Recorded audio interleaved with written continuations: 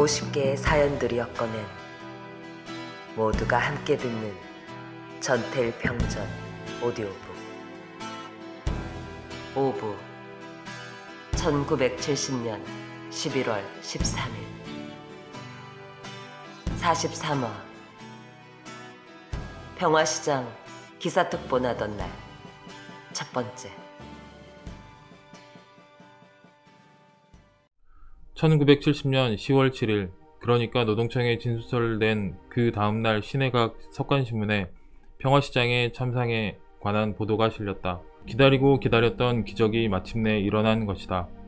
경향신문사 신문 게시판 앞에서 가슴을 조이며 기다리던 전태일은 새로 나온 석관신문 한 장을 사들고 미친듯이 평화시장으로 달렸다. 인간시장에서 기다리고 있던 삼동의 회원들은 바라던 기사가 난 것을 확인하자 환호성을 터뜨리며 모두 얼싸안았다. 그날 경향신문 사회면 톱기사로 골방서 하루 16시간 노동이라는 표제와 소녀 등 2만여 명 혹사, 거의 직업병, 노동청 뒤늦게 고발키로, 근로조건 0점, 평화시장 피복공장이라는 부제 아래 실렸던 기사 내용은 다음과 같다. 나이 어린 여자들이 좁은 방에서 하루 최고 16시간 동안이나 고된 일을 하며 보잘것없는 보수에 직업병까지 얻고 있어 근로기준법을 무색해 하고 있다. 이들은 서울 시내 청계천 5, 6가 사이에 있는 평화시장 내 각종 기성복 가공업에 종사하는 미싱사, 재단사, 조수 등 2만 7천여 명으로 노동청은 7일 실태조사에 나서 근로기준법을 위반한 업체는 전부 고발키로 했다. 노동청은 이 밖에 500개나 되는 서울 시내 기성복 가공업소도 근로자의 실태를 조사키로 했다. 평화시장 내에 피복 가공 공장은 400여 개나 되는데 이들 대부분의 작업장은 건평 2평 정도에 재봉틀 등 기계와 함께 15명씩을 한데 넣고 작업을 해 움직일 틈이 없을 정도로 작업장은 비좁다. 더구나 작업장은 1층을 아래 위 둘로 나눠 천장의 높이가 겨우 1.6m 정도밖에 안 돼 허리를 펼 수 없을 정도인데 이와 같이 좁고 낮은 방에 작업을 위해 너무 밝은 조명을 해 이들 대부분은 밝은 햇빛 아래서는 눈을 똑바로 뜰 수 없다고 노동청에 진정까지 해왔다. 이들에 의하면 이런 환경 속에 하루 13시간에서 16시간의 고된 근무를 하고 있으며 첫째, 셋째 일요일을 제외하고는 휴일에도 작업장에 나와 일을 하고 여성들이 받을 수 있는 생리휴가 등 특별휴가는 생각조차 못할 형편이라는 것이다. 특히 13세 정도의 어린 소녀들이 대부분인 조수의 경우 이미 4, 5년 전부터 받는 3,000원의 월급을 현재까지 그대로 받고 있다. 이 밖에도 이들은 옷감에서 나는 먼지가 가득 찬 방 안에서 하루 종일 일해 폐결핵, 신경성 위장병까지 앓고 있어 성장기에 있는 소녀들의 건강을 크게 위협하고 있는 실정이다. 이처럼 근로조건이 나쁜 곳에서 일하는데도 감독관청인 노동청에서 매년 실시하는 건강진단은 대부분이 한 번도 받은 일이 없으며 지난 69년 가을 건강진단이 나왔으나 공장 측은 한 개 공장 종업원 2~3명씩만 진단을 받게 한 후 모두가 받은 것처럼 했다는 것이다. 이 짤막한 몇 줄의 기사가 어째서 평화시장의 젊은 재단사들을 기쁨에 미쳐 날뛰게 만들었던 것일까? 삼동의 회원들은 경향신문사로 달려가서 경향신문 300부를 샀다. 가진 돈이 없어서 우선 회원인 최종인이 차고 있었던 손목시계를 풀어서 신문사 측에 담보로 맡겨놓고 신문 대금은 신문을 팔아서 갚기로 했다. 그렇게 산 신문 300부를 들고 그들은 다시 평화시장으로 달려갔다.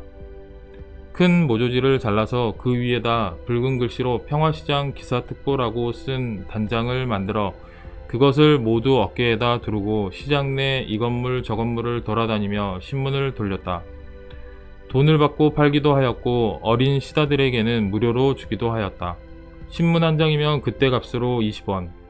노동자들이 신문을 사서 보는 일이란 드물었는데 그날 신문 300부는 삽시간에 다 팔렸다. 어떤 노동자들은 신문을 나눠주고 있는 삼동의 회원들을 보고 수고가 많다고 말하면서 100원씩 또는 200원씩을 신문값으로 내기도 했는데 신문 한 장 값으로 1,000원을 내놓은 노동자도 한 명 있었다. 그날 저녁 평화시장 일대는 축제 분위기로 들떴다. 군데군데 노동자들이 몰려서서 신문 한 장을 두고 서로 어깨너머로 읽으면서 웅성거렸다. 평화시장의 오랜 침묵이 깨어지는 순간이었다.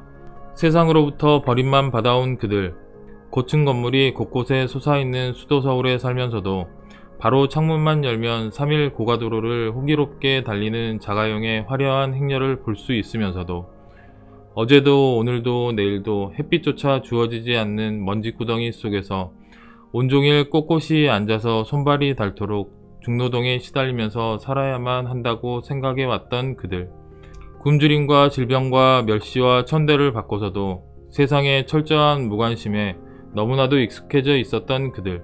좋은 것은 모두 남들의 것, 더욱이 신문이라고 하는 것은 높은 사람들만의 것이라고 생각할 수밖에 없었던 그들. 바로 그들이 바로 그 신문에 하찮은 쓰레기 인간들인 자신들의 비참한 현실을 고발이라도 하듯 실려있는 것을 보았을 때 그것은 깊은 지층 속을 숨죽여 흘러가던 용암이 분출구를 만나 지맥을 찍고 드디어 터져 오르는 듯 오랫동안 쌓이고 쌓였던 통곡과 탄식과 울분이 한꺼번에 폭발하는 순간이었다. 우리도 인간인가 보다. 우리 문제도 신문에 날 때가 있나 보다. 이러한 자각이 노동자들의 잠자던 가슴을 뒤흔들며 평화시장 일대에 퍼져나갔다. 다음 날도 또 다음 날도 각 작업장 비좁은 먼지구덩이 속의 화제는 모두 평화시장의 기사특보 이야기였다. 많은 노동자들이 삼동의 회원들을 찾아와서 인사를 하고 근로조건 개선을 위해 협력하며 싸울 것을 다짐했다.